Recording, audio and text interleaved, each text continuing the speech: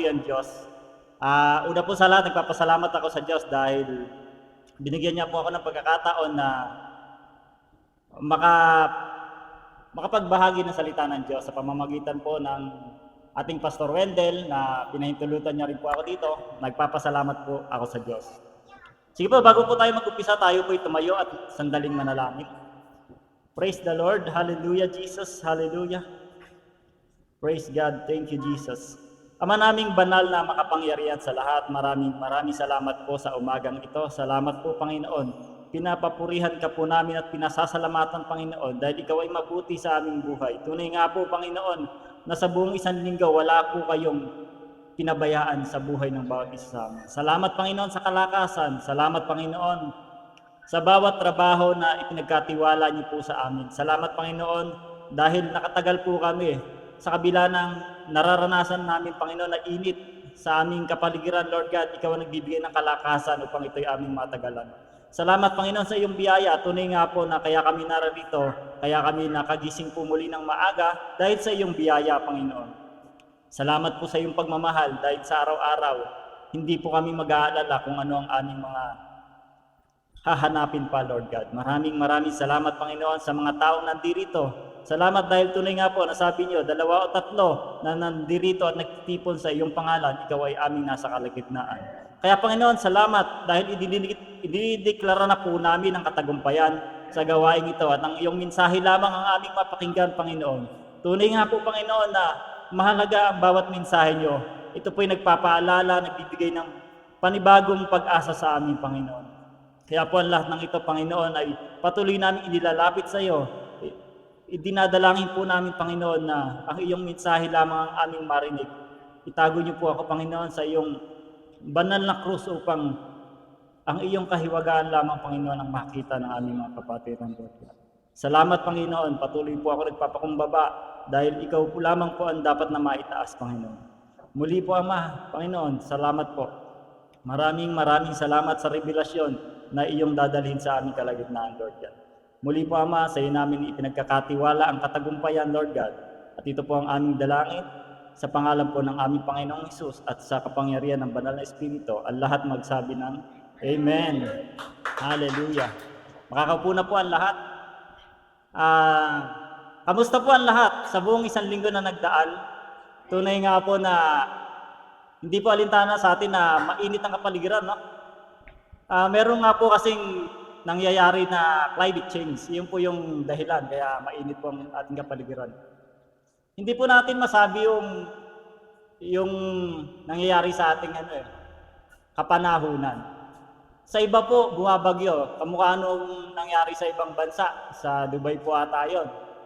Bumagyo po, ang lakas ng bumuhos na ulan. Pero yun, sabi nila, cloud seeding lang. Gawa lang din ng tao, kaya ganun. Hindi siya perpekto na nakapagpaginhawa sa mga tao. Bagkos, nagkaroon pa ng sakuna.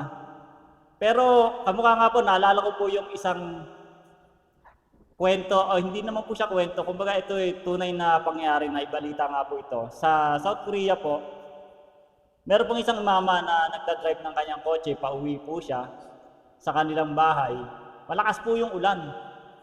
Sa binabagtas niyang kalsada, meron po silang dinaanan na tunnel na mahaba. Hindi ko lang po malaman kung saan sa Korea yon.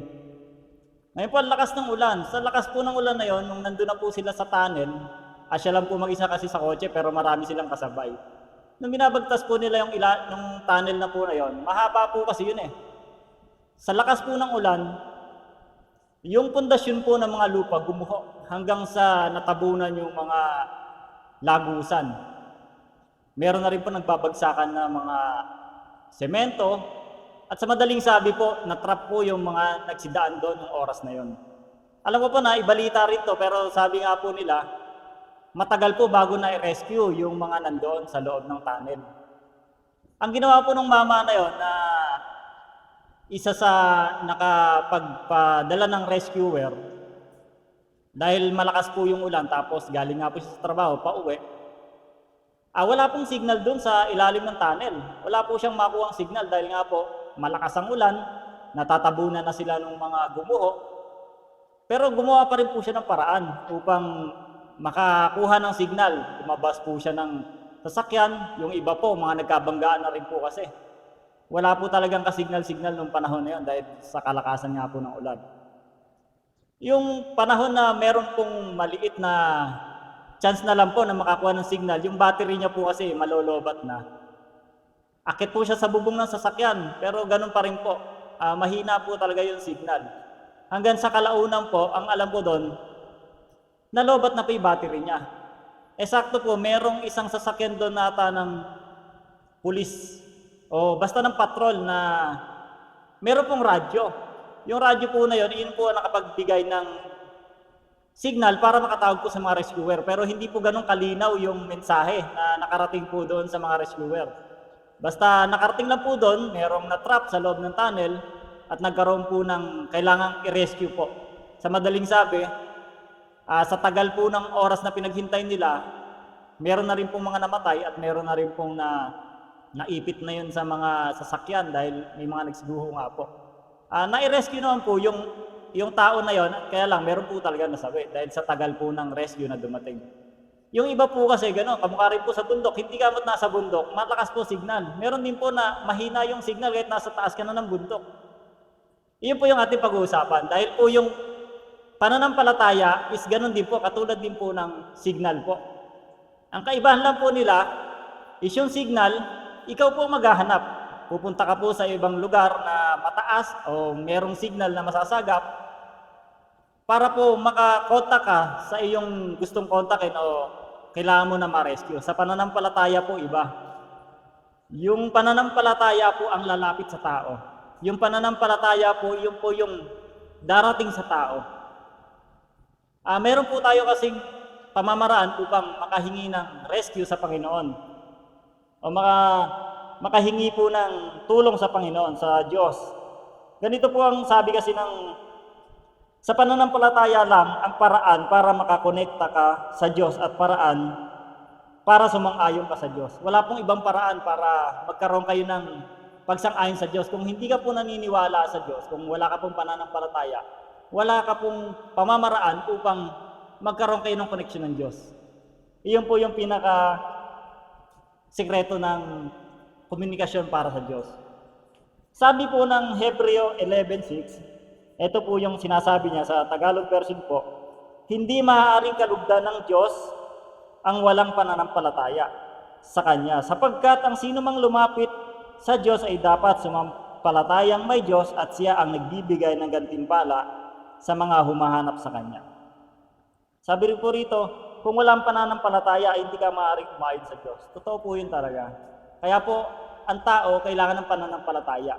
Dumarating po talaga yung pananampalataya. Dapat lang po ang gawin ng tao is pakinggan ito para magkaroon po siya ng pananampalataya na nagmumula sa Diyos.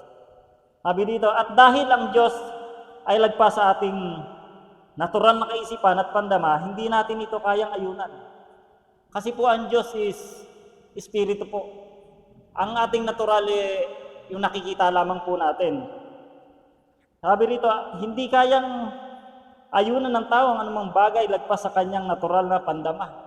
Ito na po, darating po dito yung 5 senses. Yung natural na pandama po kasi, sabi rito, mahirap ayunan sa hindi mo nakikita. Ito po yung sight. Sa hindi mo naririnig, sa hindi mo naamoy. Kaya nyo po bang maniwala na pag sinabi, uulan mamaya? Sabi gano'n. Hindi mo pa nakikita. Parang ang hirap po paniwalaan. Ang makakapagpaniwala lang po doon is yung faith natin. Pag naniwala ka na uulan mamaya, magkakaroon ka po ng pananampalataya. Sabi rito, yung naamoy mo, pag sinabi ko na, ang bango naman nun, hindi mo naman naamoy, hindi mo rin po kayang paniwalaan. Kaya dapat din po, ito yung ating 5 senses kasi.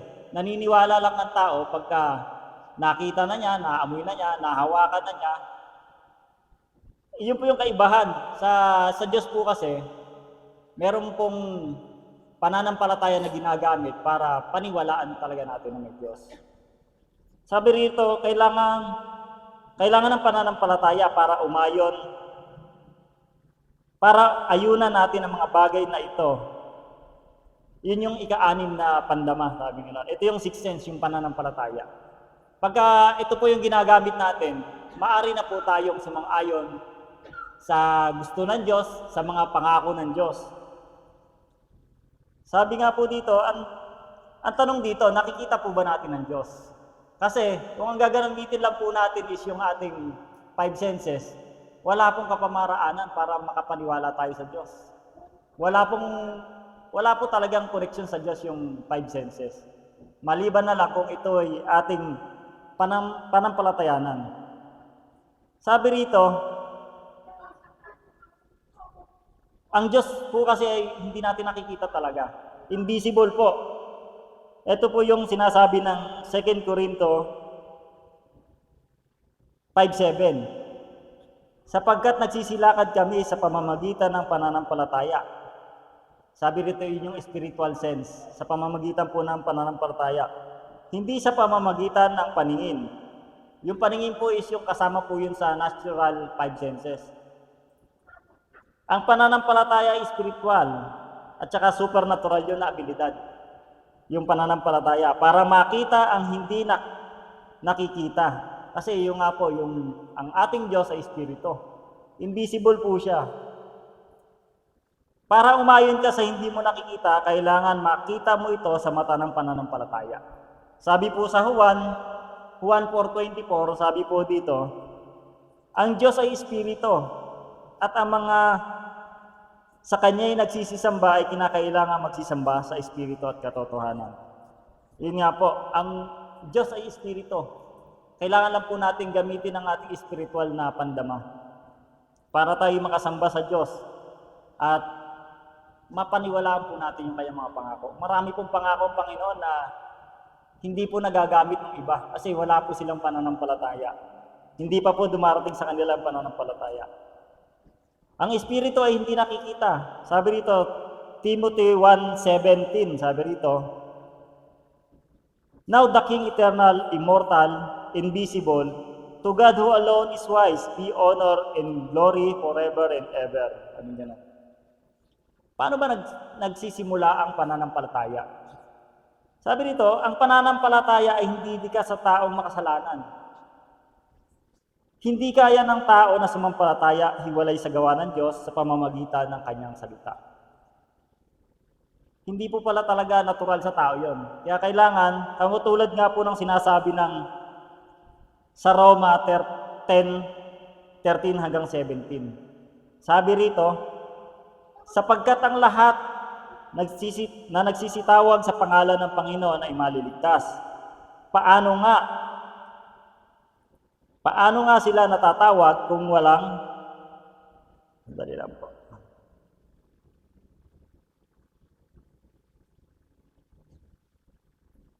Paano nga silang magsisitawag doon sa hindi nila sinasampalatayanan?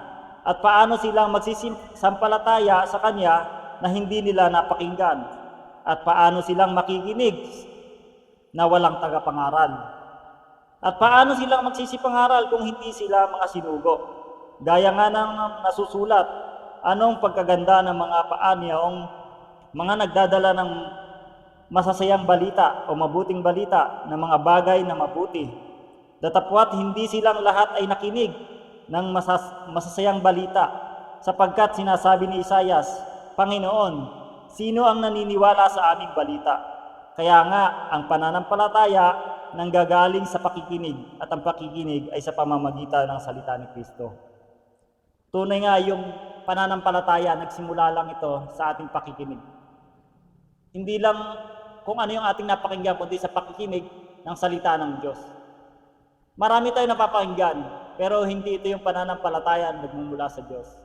Hindi ito yung ginamit ng Panginoong Hesus upang bigyan tayo ng pag-asa. Katulad dito yung mga naririnig lang natin sa labas. Para bang sinasabi na yung pabirong sabi na pag sinabi kasi na mag-ingat ka, baka masagasaan ka.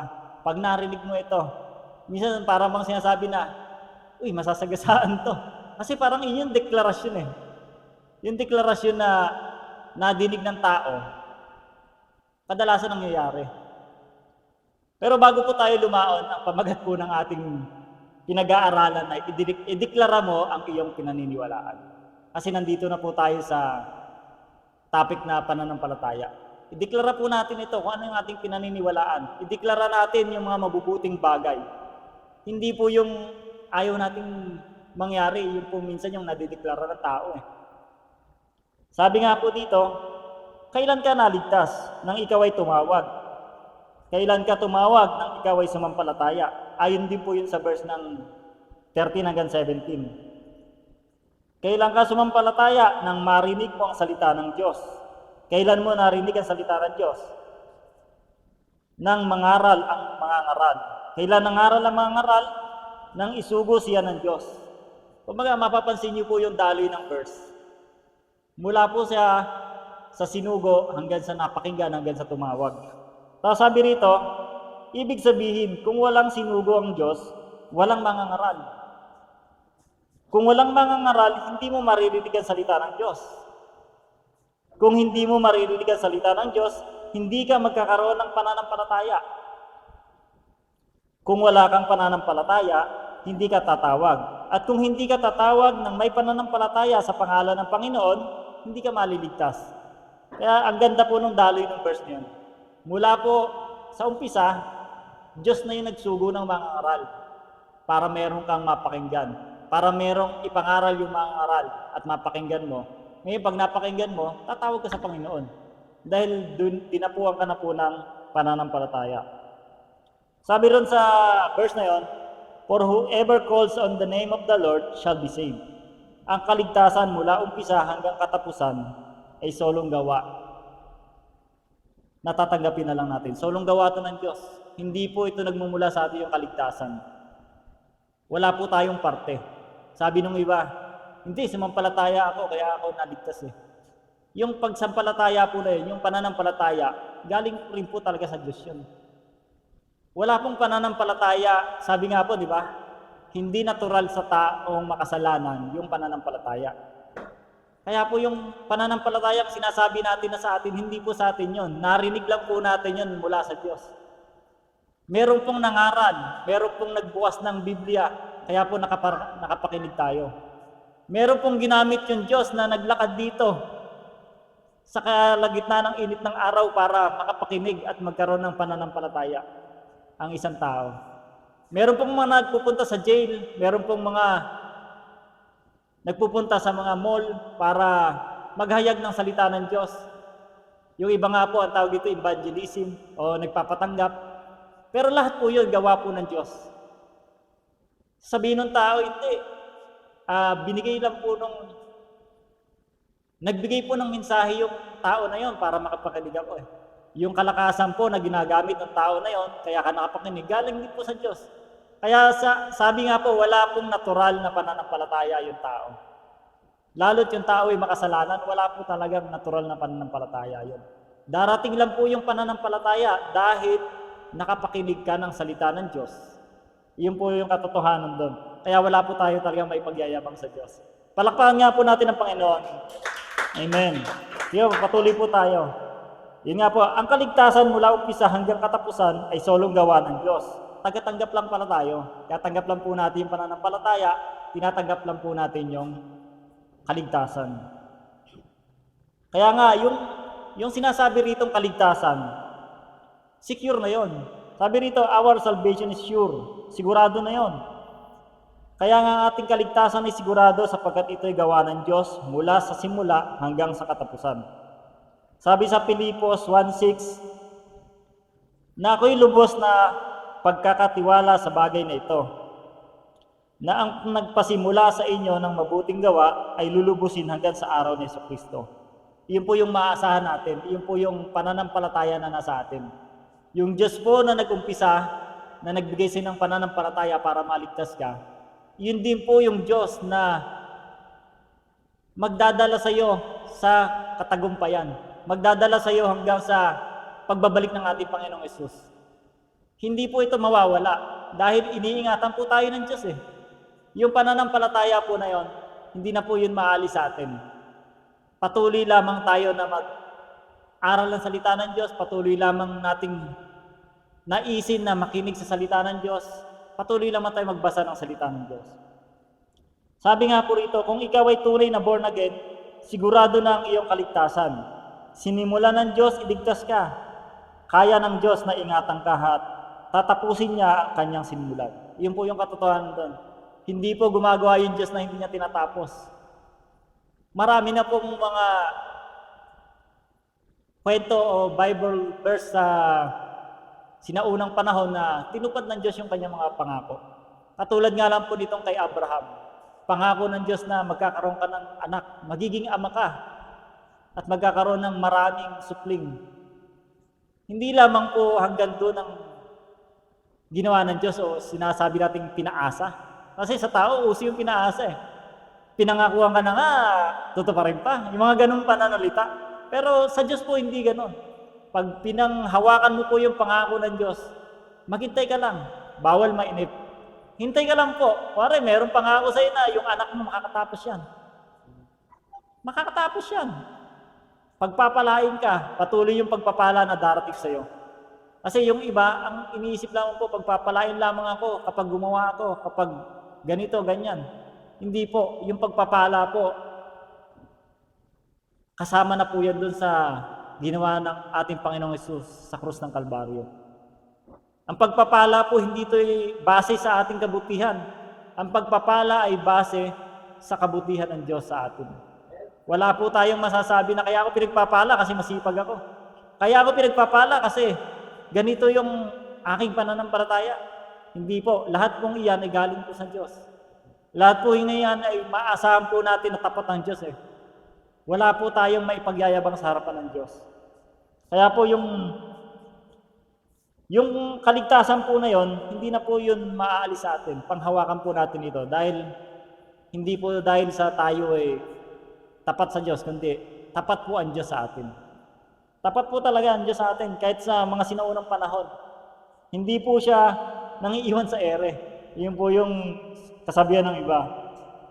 Sabi rito, mayroon ka ng pananampalataya sa loob ng iyong born again spirit. Tandaan, ang na-born again sa iyo ay yung espiritu. Yung espiritu po natin, yun po yung na-born again. Kaya hindi po ito yung religion. Katulad po nung sinasabi niyo, Brad, saan ka sumasamba? Sa born again.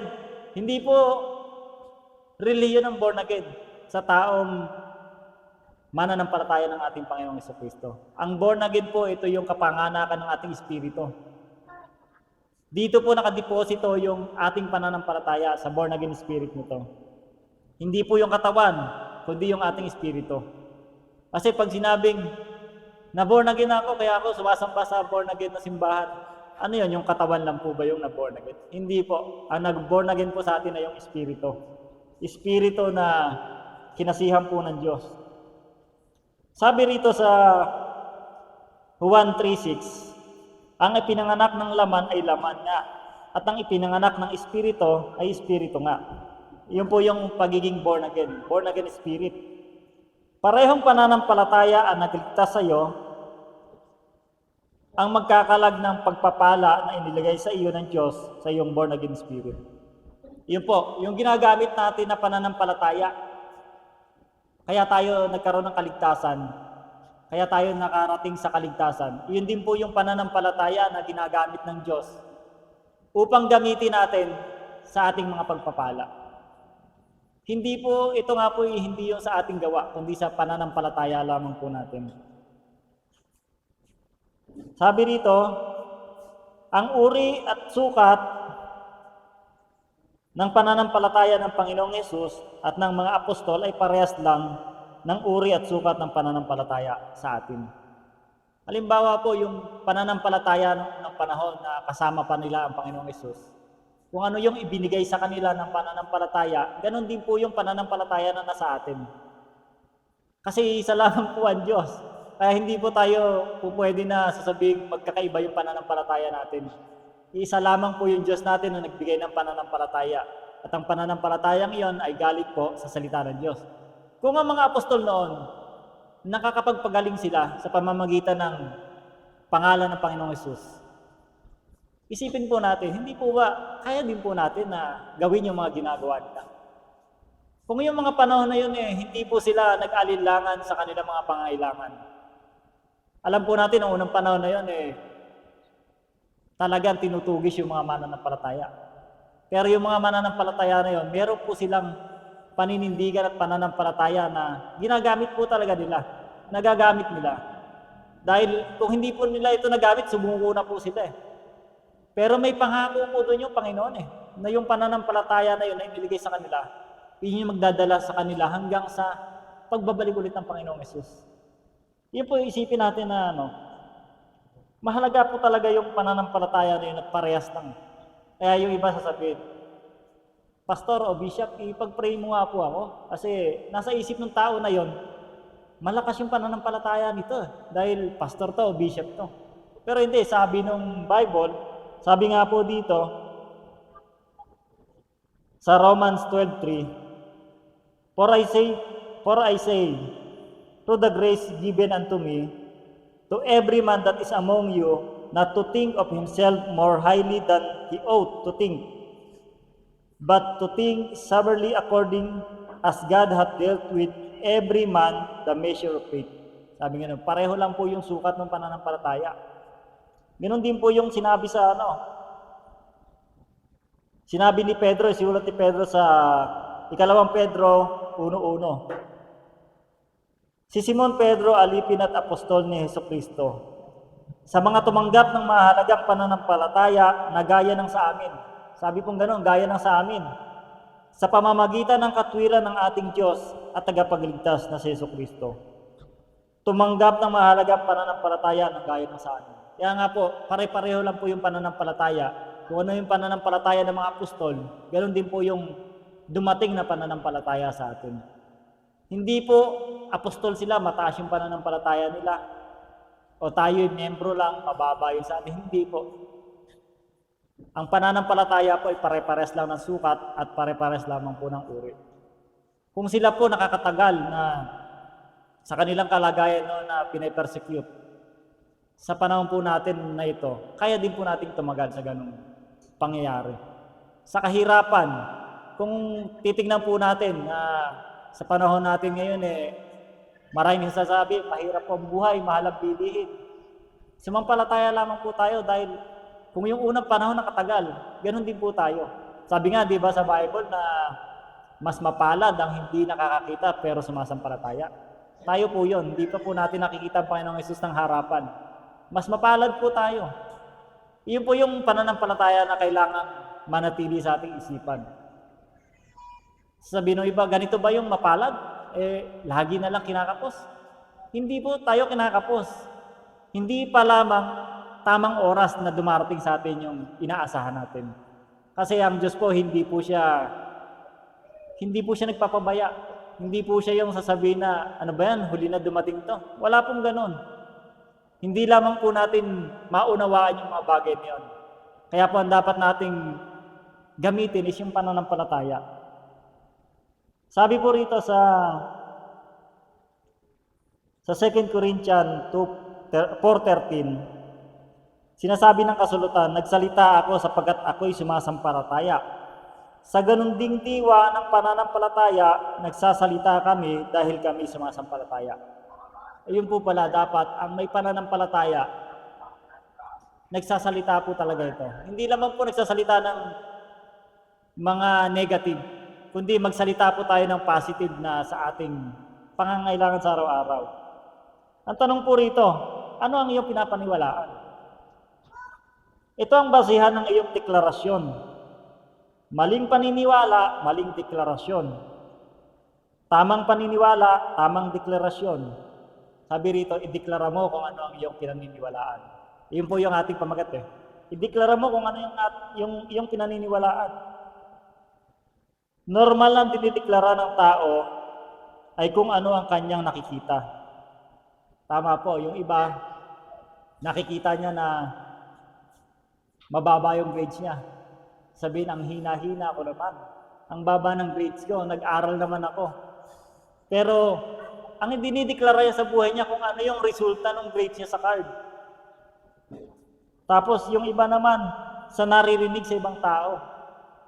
Yun po yung matindi kasi yung naririnig, para bang may nagpapatotoo. Kuwari sinasabi, yung kawawa naman yung tao na yan. Isipin talaga ng tao na yun na kawawa talaga siya dahil yun yung narinig niya. Pero ano ba yung sinasabi ng Biblia? Di ba? Pinagpala tayo hindi po tayo kawawa. Pinagpala po ang taong born again. Sabi rito, yung naririnig sa ibang tayo nga po yun. Ang turo sa Biblia, ang dapat natin i-deklara ay kung ano ang ating pinaniniwalaan. Kapag nakita mo na, yun nga po, kapag nakita mo na yung laman ng bigasan mo, ano yan dapat mong ideklara? Kinakabahan ka na ba? Sabihin, malayo pa sahod pero yung bigasan mo, hindi po dapat ganun ang deklarasyon. Bilang isang anak ng Diyos, magdeklara po tayo ng positive. Magdeklara po tayo ng may pananampalataya. Darating po yan. Meron nga po akong madalas na marinig sa preaching ni Bishop Emmy. Yung mag-asawa na wala po silang ulam. Ngayon po, habang kumakain sila, meron lang po dung nakahain na kanin. Nagpray na po at pinasalamatan yung pagkain. Ngayon may sumampa na pusa doon sa kanilang bintana at may dalang tusino. Kwento lamang po yun. Pero totoo nga po na talagang yung pananampalataya dapat mong asahan. Sa madaling sabi, nagpasalamat yung dalawang mag-asawa sa kanilang kinakain at may dumating na ulam. Yun nga po, hindi mo sasabihin na, kanino tong longganisa na to, tusino na to. Isasoli mo po ba yun? Dala nga ng pusa yun. Katulad nga po nung sinasabi nung sa kay Isaias, di ba? Si Isaias, nung nandun po siya sa bundok na yon, dinadalhan po siya ng pagkain ng uwak. Dinadalhan po siya ng pagkain ng ibon na yon. Kaya nga po, sinasabi nila noon, huwag kang lalapit sa marumi. O huwag kang makikibahagi sa marumi. Yung uwak po, simbolo po noon dati is marumi. Kaya pong gamitin ng Diyos kung ano yung available na nasa ating kapaligiran. Hindi na po tayo kailangan na magmalinis na, ayoko niyan, galing yan sa kung saan Hindi po ganon. Ang nilinis na po ng Diyos ay malinis na. Iyon po yung sinasabi po ng Biblia, manampalataya lamang tayo. Sabi rito, ano yung magiging reaction mo pag ganun yung mga nakikita mo? Yun nga po, kapag petsa de peligro na, wala pa yung sahod wala pa yung inaasahan natin na 13 month o wala pa yung inaasahan natin na ayuda. Ano yung reaction mo ron? Kaya nga po sabi, tamang reaksyon, tamang deklarasyon. Pag mali po yung reaksyon mo doon o yung deklarasyon mo, mali rin po yung magiging pananaw mo sa buhay. Kung ano po yung tamang pinaniniwalaan natin, yun po yung tamang mangyari sa ating buhay. Meron pa nga po sabi sa ganun din po sa relasyon ng mag-asawa. Pag nakikita natin nanlalamig na yung relasyon, sana all, nanlalamig kasi mainit ang panahon. Pero ito po, yung pagdating po sa mag-asawa kasi sa relasyon, pag nanlalamig na po yung isa, nakikita po ng mag-asawa na to na parang wala nang patutunguhan. Hindi po dapat ganun ang mangyari sa isang Kristiyano. Tandaan po natin, ang pinagsama ng Diyos ay walang makakapaghiwalay. Iyon po yung dapat panghawakan po ng lalo't sa mag-asawang Kristiyano. Pag-usapan po yung mga bagay. Magdeklara po ng mabubuting bagay sa bawat isa. Iyon lamang po yung sinasabi ng Biblia na turo po sa atin. Hindi yung kung ano yung nakikita natin.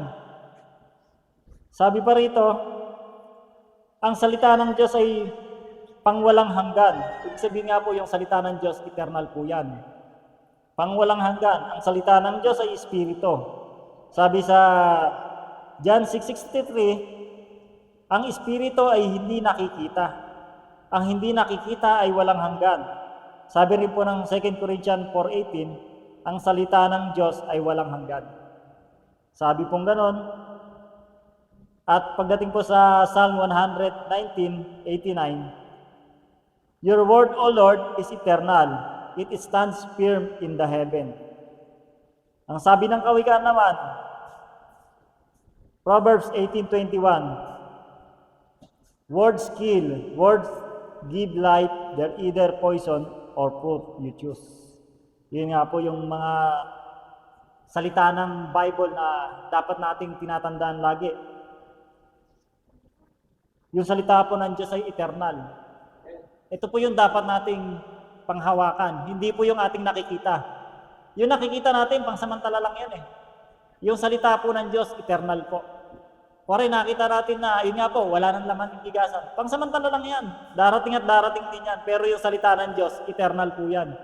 Panghawakan po natin yan hanggang magkaroon po ng katuparan. Dahil hindi po mawawala ng saysay ang salita ng Diyos. Sabi ba nga po rito, mayroon kang pagpipilian, ideklara ang iyong nakikita o ang iyong pinaniniwalaan. Mamili lamang po tayo. Pero sinabi po ng Diyos, piliin mo yung buhay. Piliin mo yung mabuti. Piliin mo yung sinabi ko na para sa iyo. Iyon po yung idideklara natin. Ang sabi mismo ng Panginoong Yesus sa Mateo 12:37, pawawalang sala ka o parurusahan batay sa iyong mga salita. Iyon po yung pagkakasabi ng ating Panginoong Yesus. Base sa iyong salita, pawawalang sala ka, base rin sa iyong salita, parurusahan ka. Minsan nakakapag-declare po tayo ng parusa sa ating sarili. Nakakapag-declare po tayo ng mga hindi naman po nating sinasadya na nakapag-declare po tayo sa ating mga anak na hindi mabubuting bagay. Kaya po ang sabi rito, pawawalang sala ka o parurusahan.